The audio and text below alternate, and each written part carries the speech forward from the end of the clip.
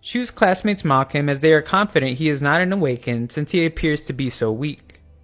All the students are then introduced to the teacher of the special class named Mr. Fei. The students of the special class are then revealed one by one, and everyone is shocked when Shu's name is called.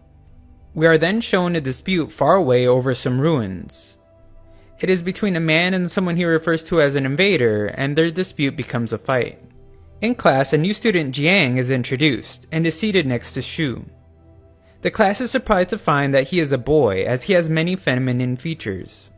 Later, Shu realizes that his new teacher was one of the mysterious men in black he met before, and wonders what the class's true purpose is.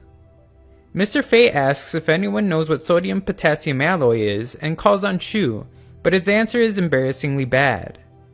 Jiang explains that many metals have become a medium for aura transmission, and some people are even able to turn them into weapons. Mr. Fei explains that 17 months ago the world environment began to change, and people with skills emerged. When sodium-potassium alloy comes into contact with blood, the color that emerges reveals that person's rank.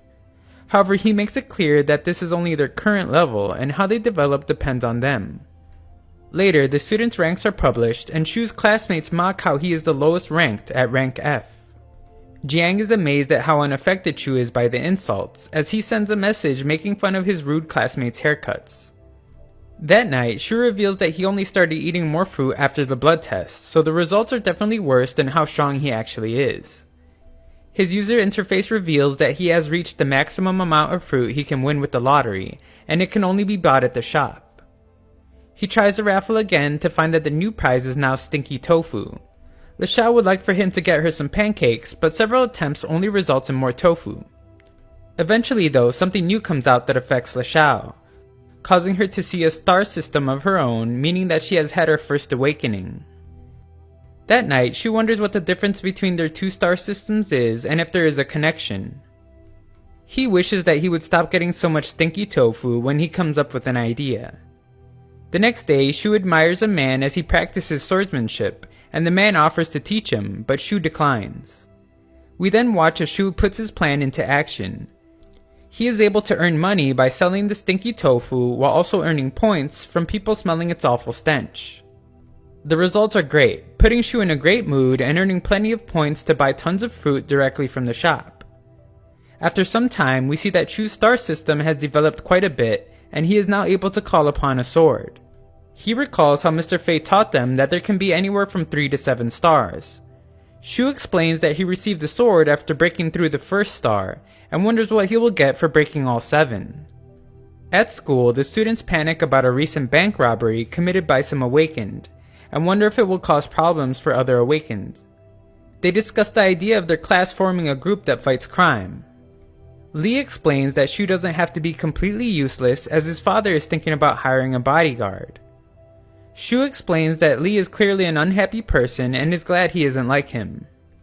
In his special class, Mr. Fei gives each of the students a spirit stone that they are supposed to use to help them practice and report the results. However, after using it, Shu sees that it only makes his star system extremely violent, making it useless, and he wonders how he will tell Mr. Fei. The next morning, the swordsman once again sees that Shu is admiring his technique and asks if he wants to learn, only to find that he is not interested. At lunch, Jiang tells Shu about an organization authorized by the country to gather awakeners. They are divided into the Earth Network, which is for the most common awakeners, and the Heavenly Network, which are for the strongest, that are at least a B rank. There are less than 10 members in the Heavenly Network, the strongest of which is a man named Ting. That night, Shu eavesdrops as he sees that the swordsman next door has a visitor who introduces himself as Ting, and asks to see Master Li. Master Li is glad to see members of the Heavenly Network and welcomes Ting inside. Ting explains that the world is at war and asks that Master Li join him as the last member of the Heavenly Network. Master Li explains that they have different views and he only wants to spend his twilight years in comfort. Ting says that there are many ruins that have yet to be explored, and if they find more herbs, they will hopefully get them to him in time. Master Li declines his offer, and Ting hopes that the next time they meet, they will not be enemies. As he leaves, Ting promises to still keep his word about the herbs. Afterwards, Shu explains who that was to Le Xiao and thinks how it might be a good idea to accept lessons from the swordsman, as it seems he is more powerful than he originally thought.